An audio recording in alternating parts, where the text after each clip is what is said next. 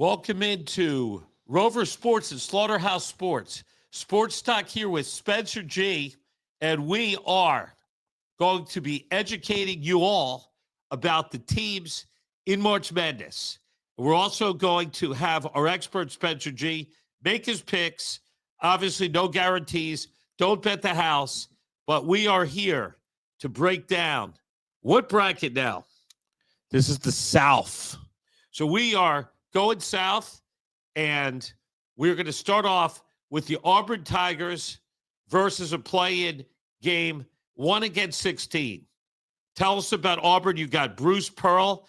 You've got Auburn has played a lot of games, and they have actually, unfortunately, the very end of the season, they did lose 3 games out of the last 10. But Auburn is a number 1 seed, and they are an SEC team. They are a powerhouse with a great experienced coach.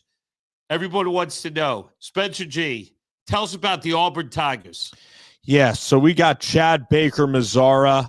He's a very, very good he's a very good player. He's one of their point guards for Auburn University, and he's pretty critical in his play. And they also have Janai Broom, who's a center, who's one of the best players in all of college basketball. And Janai's an absolute beast. He plays like Zach Randolph. They're a very old and experienced ball club and just a really, really good team in the SEC. As far as the play game, you've got some, and I don't want to say this in deference to the teams, you got ALST against SFPA. SF is St. Francis of Pennsylvania, a very, very small school. The actual chances of St. Francis winning is actually 1 in 100,000. So there's a better chance of getting hit by a meteor during this stream itself. So in Don't mean to laugh at that. Game, I do not have to. I can merely be the moderator and host to say I'm picking ALST, a team with fabulous initials. Do you know anything about them? Are you picking? So you're picking them to beat Auburn? Not at all. Or to advance it out of Dayton? St. Francis is going to actually. That's good. I think it's Alcorn. I'm going to guess the education is Alcorn State University. State, a team I believe which is in the southern half of the United States. Air McNair, baby. That's it. So. I'm picking Alcorn State. Mississippi. It get housed. Alcorn, Mississippi. Now, here is a game that features a team that I know a lot about. The Creighton Blue Jays, coached by Greg McDermott. They have Ryan Kalkbrenner and they have Stephen Ashworth. They are the 2 mainstays of the team. Kalky is a 7'1" center, and Stephen Ashworth seems like he's been in the league for 20 years. He's married and has kids. He is a tremendous ball handler. He's a good 3-point shooter, about 6'1". The rest of the team, they've got some young players. Tell us about the rest of the Creighton Jays. Absolutely. So we got the pink shoes wearing Jackie Mack from Minnesota, Jackson McAndrew, a power forward, 6'8", can shoot the ball, still is very young. He is a true freshman. He will put on more weight, but he's a tough kid, and he doesn't flinch. He's a really fun player to watch. And then you have the oldest freshman in college basketball, Fedor Zugic, who I believe is from Estonia.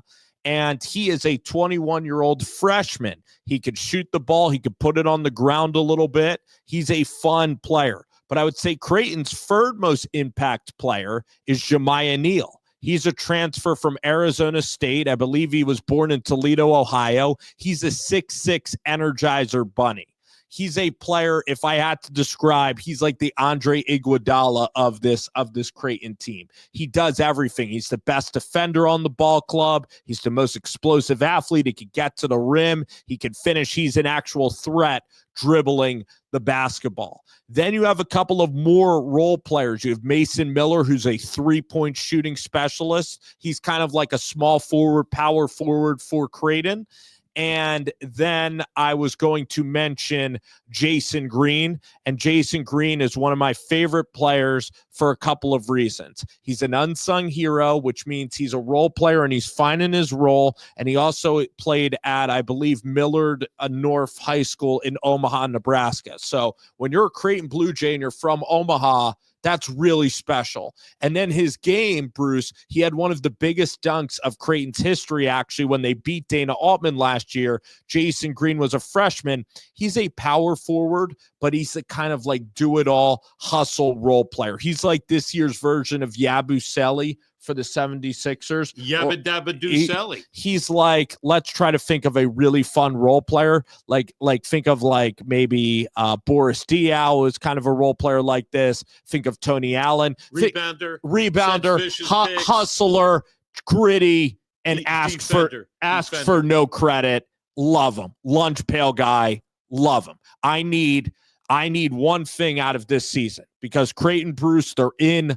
We're going to set the stage for this game and preview Louisville. But if I had one wish, it's for Jackson McAndrews to play at least 3 years of basketball before going pro. And I want Jason Green, the local kid, to stay on Creighton for 4 years because he can be an all-time Blue Jay and he could be all-time fun Blue Jay. And he's starting to shoot and he's starting to score at a high level. Sophomore year for Jason Green, it's clicking. Jackson McAndrews, a freshman. It's a young team. Pop Isaacs, their star transfer point guard, got injured. So it's a testament to GMAC that it has this team in this position. It's one of Greg McDermott's best coaching jobs.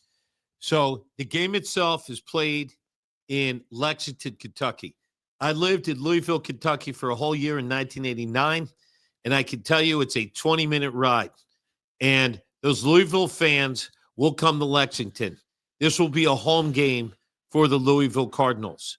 And in no deference to Creighton, it's really a huge disadvantage to be playing this game in Kentucky. Louisville is a team that many, including myself, believe should have been a much higher seed rather than the 8th seed. So Creighton really, in my view, got the worst draw they could have possibly gotten. They're playing against a team, Louisville, who's an excellent team in their home state. And if by some chance they happen to get by Louisville, they're going to be playing a number 1 seed in the Auburn Tigers. So really, they're going against 2 buzzsaws. But Creighton, certainly we believe in them. We believe in Greg McDermott. This is a very good team, a top team in the Big East, not the top team, but a team that made to the finals of the Big East. It lost to St. John's. And we basically have a very tough draw for Creighton. In this game, I didn't know if you want to do your picks or run through all these games before you start picking. I'll just pick the first couple, and go ahead. Right here, I'm actually going to take Creighton to beat Louisville because Louisville is young to this tournament. Pat Kelsey is an energizer bunny. He's one of my favorite coaches. He's 5'8". He jumps around like a little Jimmy V.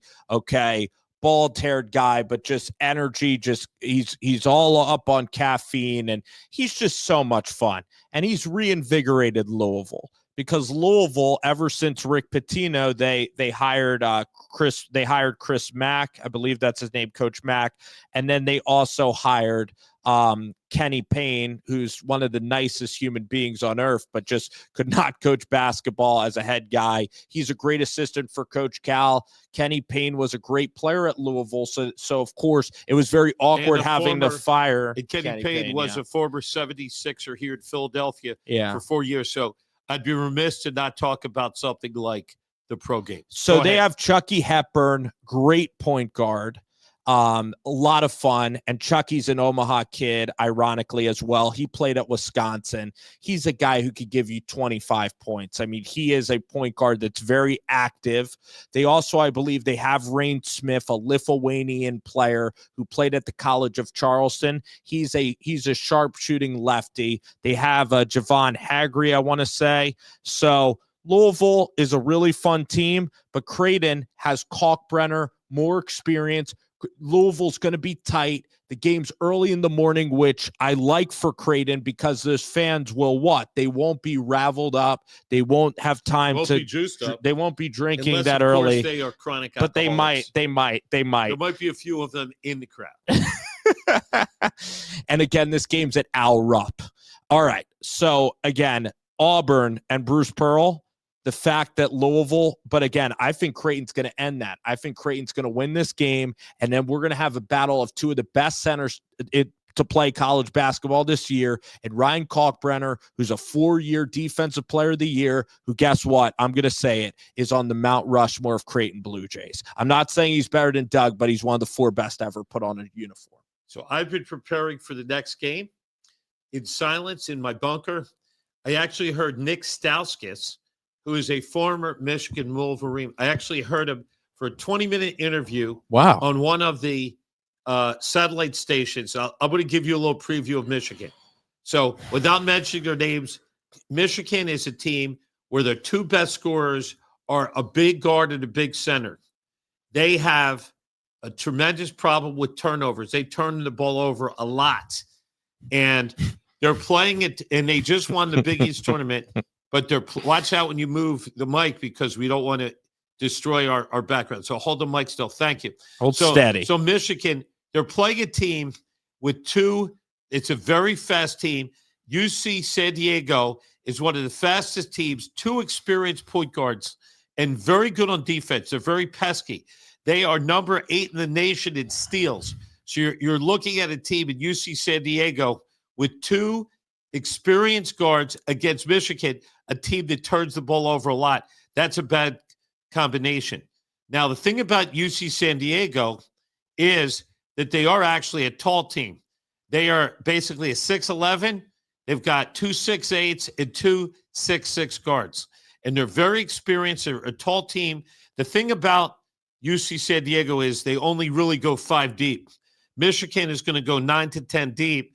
And if Michigan can avoid turning the ball over and they can get it down low to their 2 bigs, their 2 big scorers, UC San Diego could get in foul trouble. However, it's certainly in the beginning of the game, if there's a lot of steals and Michigan's turning the ball over, if they become unraveled against this experienced team, you might see a closer game than you expect. With that, go ahead. What do you see in this game? What I see is Dusty May, who I absolutely love. Dusty May. He's salt of the earth. He has the highest voice as a coach, and he was the coach of Florida Atlantic when they made the Final Four and played San Diego State for a chance to go to national championship. Lost a close game there, but Dusty is a total stud. He brought with him a guy by the name of Vlad Golden, who you alluded to is one of the big guys. He's a 7-foot, just absolute monster. He plays a little bit like how Patrick Ewing and Dikembe Mutombo used to play. And then you have Danny Wolf. Danny Wolf is from Yale. He was part of the Israeli national team as a center. This guy, Danny Wolf, he has a game where he's a 7-footer, but he grew up playing point guard. So he'll put the ball on the ground. He'll make great passes, but at times he could be a little bit clumsy, and guess what will happen? He'll try to go for the hero play, and that's where the turnovers happen. So believe it or not, for me, when I look at a basketball team, sometimes when someone's making turnovers, they're trying to attempt great plays. And a lot of times Michigan plays a really fun game because they try those risky thread the needle type passes, and that's where they will get in trouble with some of those plays. Their weaknesses are they have Trey Donaldson, who's a hot and cold point guard. Golden and Wolf, can they be physical enough to stay in the fight? I mean, Golden is a physical specimen, but Wolf is more of the finesse big player.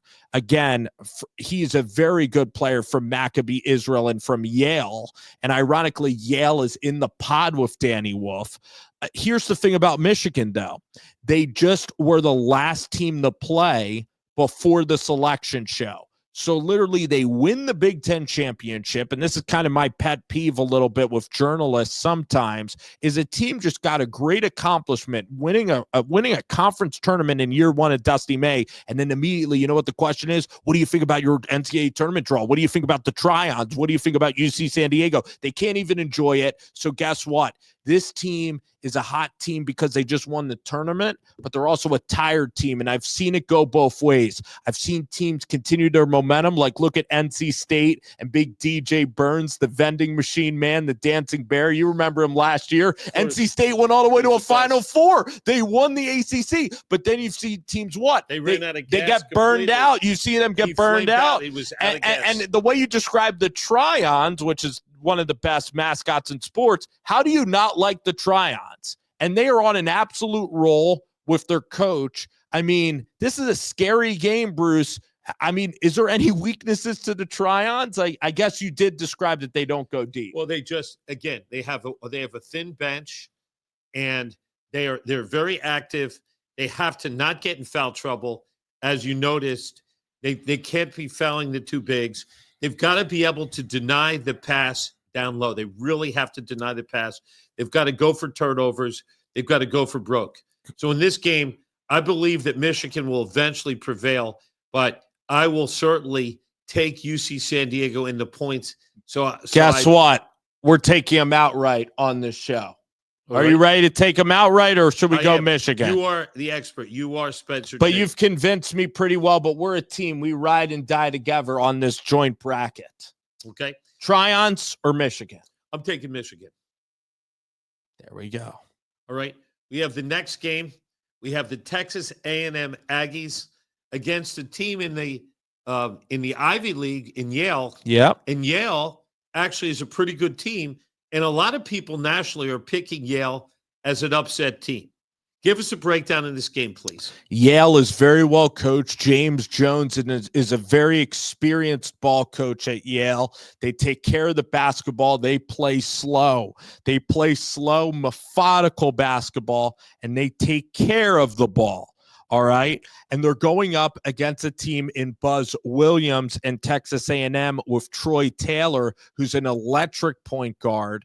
Texas A&M plays like classic Buzz. They'll get up and run, all right, but they're also going to defend you, and they have wiry athletes. They have athletes upon athletes, okay, that can play above the rim, that can protect the rim, that can play really great defense. The Aggies just defeated Auburn in College Station a couple of weeks ago. So that's kind of the stage. And the path for Yale, Bruce, to win this game is you're talking about a team that's going to play low volume, that's not going to make mistakes. I think that could be a recipe for a tight game. What do you kind of see in the matchup?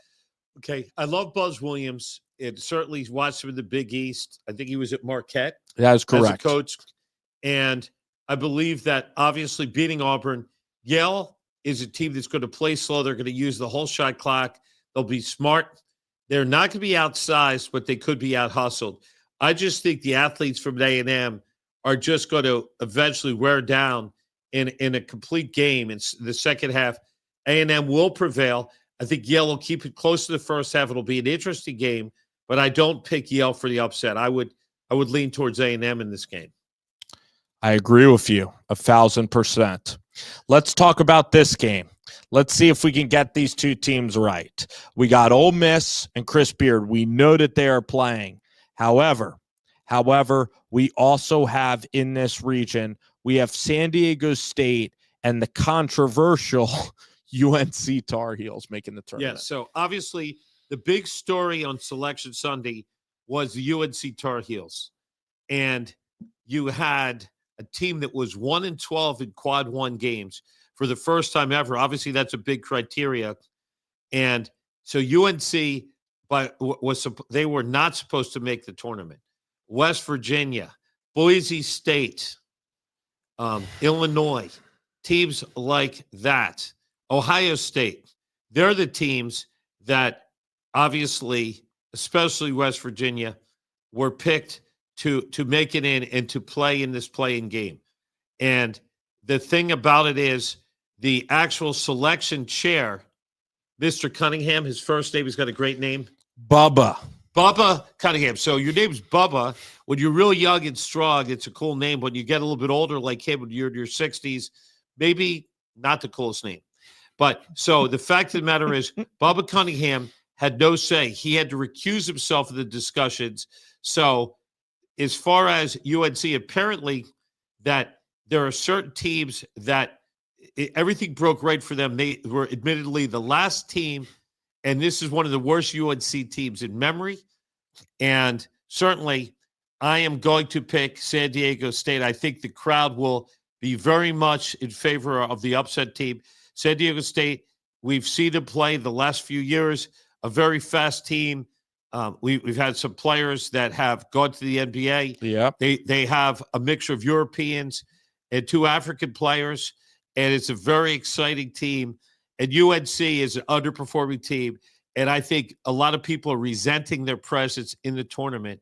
So I believe the crowd will be hopefully not doing anything to cross the line.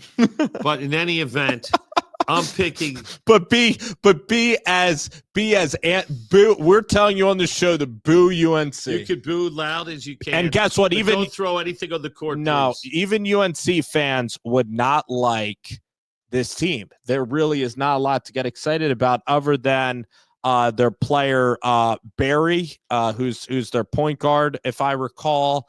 And they had a blunder at the end of the Duke game without Cooper Flagg, where Wivers had a lane violation where they could have tied the game. I think it's RJ Davis and Elliot Cadeau. The names do pop back into mind. So Hubert Davis is a good guy, but again, this He's UNC stuck with the team, dog of a team this team year. is not good. And Brian Dutcher in San Diego State, they're going to travel from San Diego to Dayton, an easy 4-hour flight. It's a hotbed of a direct flight, isn't it? When you talk about Dayton, Ohio, you think San Diego.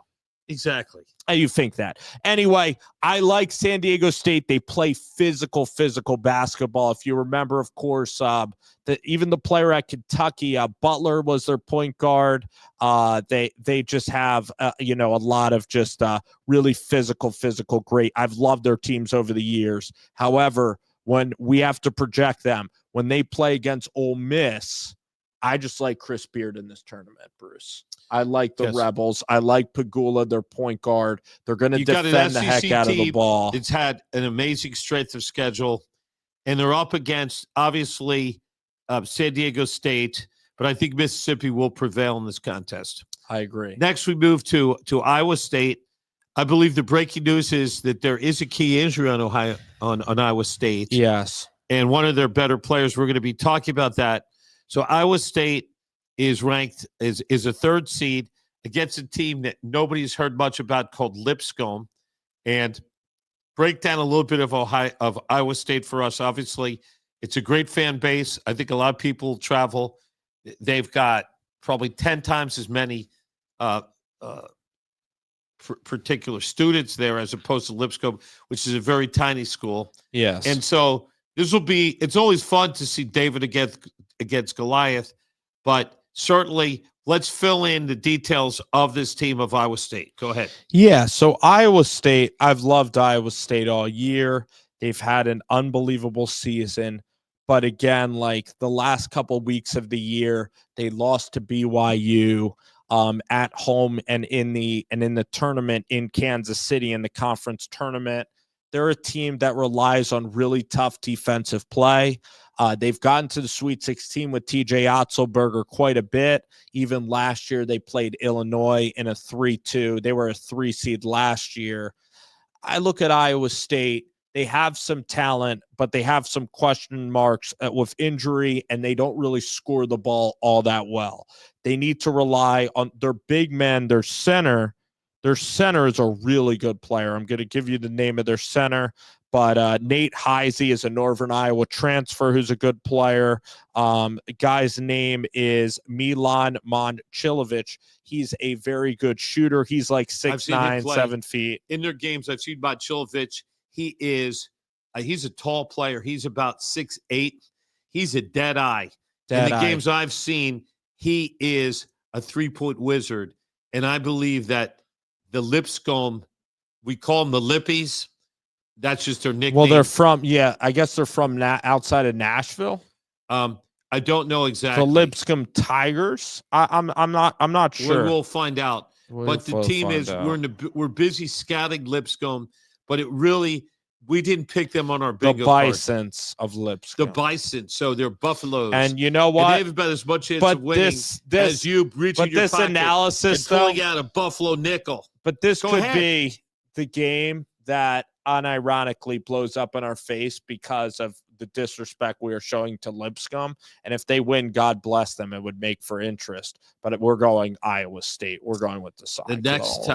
The next game, we've got Marquette, the Marquette team from the Big East. Yes. Against that team, New Mexico. This should be an interesting clash of styles. Please elaborate. A clash of titans. Exactly. Marquette and New Mexico.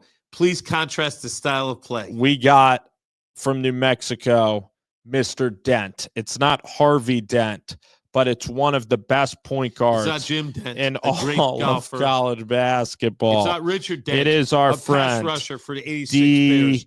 No, it is absolutely not. I'll tell you who it is. It is Donovan Dent. Donovan Dent, otherwise known as Double D.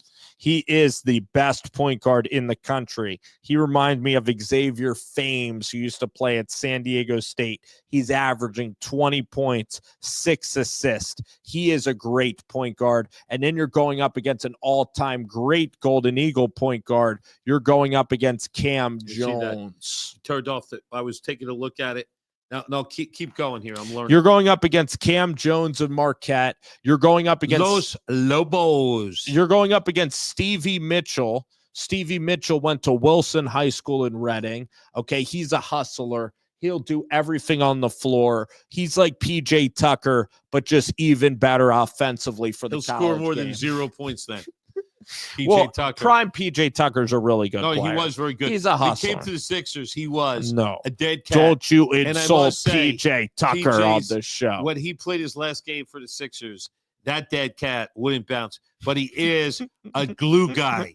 He's a glue guy in the locker room. He's good in the room. He might hit 1 out of 7 corner threes, but Stevie Mitchell is one of the best defenders. I mean, PJ Tucker in his prime was a great defender. Stevie Mitchell in his prime playing college basketball, one of the best defenders in college basketball. But I said college basketball a lot. But we also have Richard Pitino, the son of the great one, the son of the Godfather himself, is Richard Pitino. He's in New Mexico. He's revitalized this team and this program. You have Marquette that is not that deep of a basketball team. They have a big center in Matthew Gold, but I've watched New Mexico, and they've gone in the hostile arenas and have won this year. They've won in real hostile places. Bruce, I got to tell you, I'm leaning with the Lobos here over Shaka and the Golden Eagles. I'm leaning New Mexico. Excellent. So now we go to a game with Tom Izzo, Michigan State Spartans, and they had a very good season. And a lot of people think that Tom Izzo, this just might be a time where he gets a big ride with his team against Bryant. And Bryant apparently is a team that's won a lot of games in their division. And a lot of people, in listening to the Group of 68, which is a big podcast, a lot of people are picking this team to upset Michigan State. So a lot of people think Michigan State could get out of this game. They're going to go on a run. Tom Izzo's a great coach. Tell us about the Michigan State Spartans. Believe it or so, the Michigan State Spartans, again, this is not a team that's like littered with NBA ability to me. It's just not. It's a hard-nosed team. They play together. The Big Ten teams usually underperforming in the NCAA tournament. I want to give respect to Coach Izzo. Like, I love what he does. I love that he doesn't like really embrace the transfer portal. I love how he's a hard-nosed basketball coach. He's one of the great ambassadors for this game. But is this Michigan State team, do they really have the pieces to really go far? They're relying on a freshman point guard in Jace Richardson, who's the son of Hall of Fame dunker Jason Richardson. You know you're getting old when you remember Jason Richardson playing basketball for the Golden State Warriors. His son is a phenomenal 6'1" point guard lefty, And Michigan State is battle-tested and tough, but this Bryant team's going to have nothing to lose. This is the last game on Friday night, so it's really late in Cleveland. It will be a 10:30 start, and Bryant is coached by Phil Martelli Jr., actually. Phil Martelli's son. So Phil Martelli, that warms my heart because Phil Martelli is a storied coach here for St. Joe's, coached one of the best St. Joe's team, a team that only lost one game in their whole season and had a great run with some fabulous players. And Phil Martelli, spoiler alert, there is some chance that Phil Martelli will come on Rover Sports tomorrow. And you may check that There's off. a 9-0 chance. And in honor to Phil Martelli, our last pick here, okay, our last pick in what we call the South region, the last pick will be Phil Martelli's son.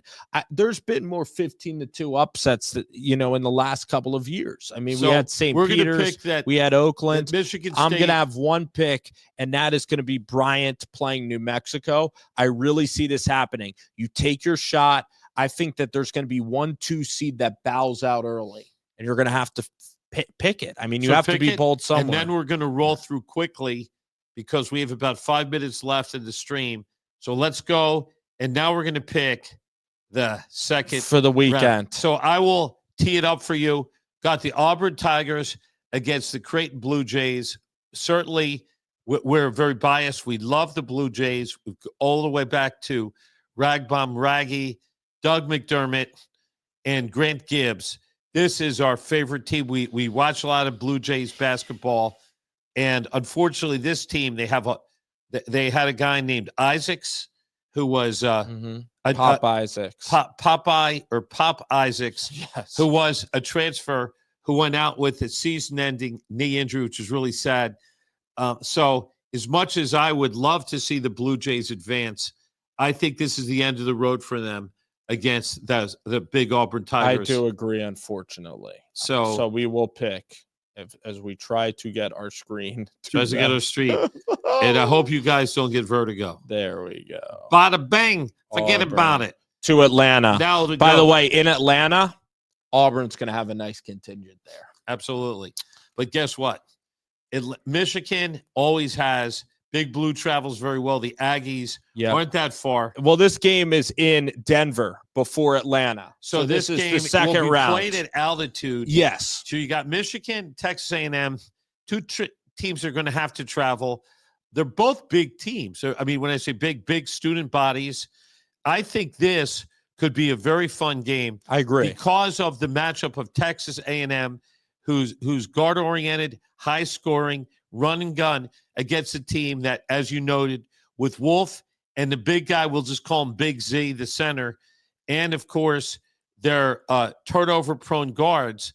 This should be a match of different styles. I will let you pick the ultimate winner here, but I think this will actually be a very close game, and I'm looking forward to watching this game from Denver, Colorado. I just like the experience of A&M. I like that they always play pretty loose. I remember them hammering Nebraska and then almost beating Houston last year. They're tournament tough. These guards are tournament tough. Michigan is still new to the party. And Michigan's going to have a war with the Tryons of San Diego. So Michigan should really be rooting for Yale because Yale plays kind of like Michigan, slow, methodical. A&M will just jump out on the screen and create that havoc. And like just the players, like I'm talking about the athletic ability defensively in A&M can swallow you. And that's a fun team to watch. I think A&M can roll. I like this matchup for the Aggies. Go. Let's keep moving. Stick and move, stick and move. Stick and move. Ole Miss against Iowa State. What do you see in this contest? I'm liking this game. Again, Iowa State has been injured, so I'm going to say that in a lot of brackets, I've picked Ole Miss to win. However, a lot of times Iowa State could be a little bit discounted for. Ole Miss has a couple of scorers. Malik Dia is their big guy. He played on Belmont. He played in the Valley. Malik Dia is a 6'9" player who's really smooth. He plays like Antoine Jameson back in the day, Bruce. He is a 6'9" player who has touch, but can also play inside. So Malik Diaz, very good. And then we talked about Milan Chilovic. We talked about Tyron Lipsey. This will be fun. These two teams will get after it defensively. The public will be on it, will be fading Iowa State. Do you think that we should change course and maybe reward Iowa State? That I'm just thinking out loud here. Well, we're certainly allowed to have divergent opinions. So in this, because we're not picking all the way to the end, you're going to take Iowa State. I'm going to take Mississippi. And now we move to the next game. And I've kind of been leaning Ole Miss. So we're going to keep going with Beard. We're going with Ole Miss. So let's go. And then this is a game of, I mean, not many people are going to be previewing this game, right? That's right. Not many people are picking this game. They'll be, whoa, what happened to Tom Izzo in Michigan State? He's gone. But how many times have you seen this? This is all you got to say. 10 against 15. No, that's exciting. I've seen that. But how many times have you seen the 15 seed win? And then guess what happens when you head to the weekend? Cinderella turns into a pumpkin. A pumpkin. So I think you got the Lobos here. And I believe in this game, we talked about Bryant. We talked about how they're a tall team. They're a quick team. They don't have a deep bench. And I think, obviously, 2 days later, they're going to go into a team that New Mexico, a veteran team, well-coached. I think it's the end of the road for Bryant, and I'm picking New Mexico in this contest. And I agree. And guess what? So in my bracket, here's a little tip as well for all the kids out there, and I speak like I've won multiple bracket challenges where, ironically, I know a lot of college basketball, but I've just done okay in brackets. I have New Mexico even better than Michigan State. So I take my shot with Bryant, and I think Bryant, like we said, has some qualities going New Mexico State. So this is the Sweet 16 here in the South in Atlanta for Rover Sports. Mississippi and New Mexico should be fun. And then a little bit chalky up top, we have Auburn and Texas A&M. Everybody, thank you for watching. Thank you for watching our show. And we will be giving you more previews of other portions of the bracket. Stay tuned to Slaughterhouse Sports YouTube and Rover Sports. As always, good night and good sports.